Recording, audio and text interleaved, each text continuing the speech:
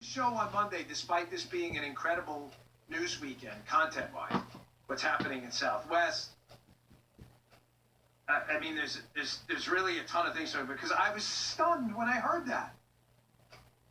There's a lab in Wuhan that caused this global pandemic of a virus with a lethality rate, depending on your conditions, of only about 2 to 3%, depending on if you have conditions or not. For kids, it's minuscule. But they're also working on a virus that has a lethality rate of up to 80%. For liberals, that means 80 out of 100 people infected could die or will die.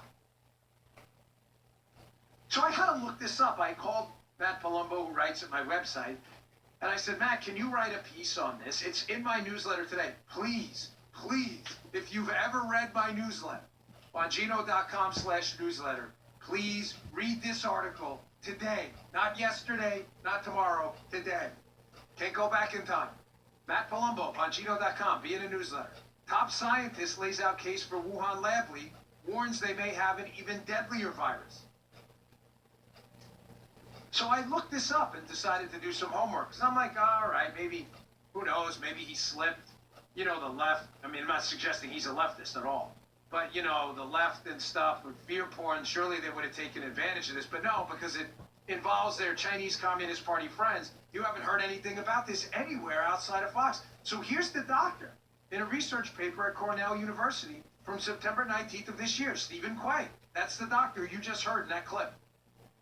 NIPAH virus vector sequences in COVID-19 patient samples sequenced by the Wuhan Institute of Virology.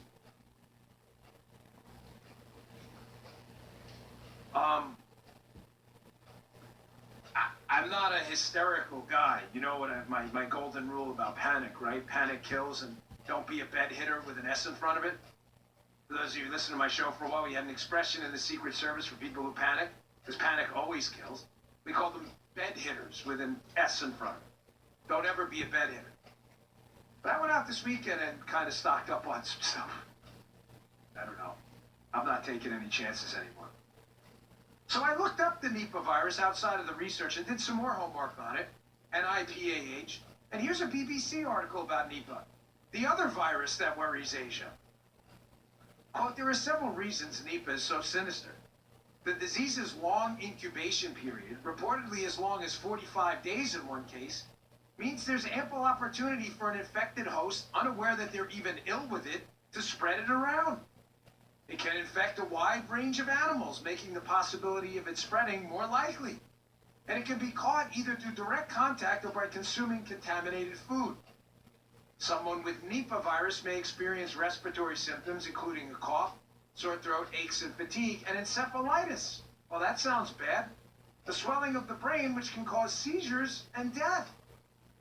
Safe to say it's a disease the WHO would like to prevent from spreading. You think? Folks, how are we letting this Wuhan lab continue to do this? How is the WHO, how is this not priority number one? They have found sequences of this NIPAH virus in the same lab that caused this last global plague. This would make this global plague look like a romper room episode.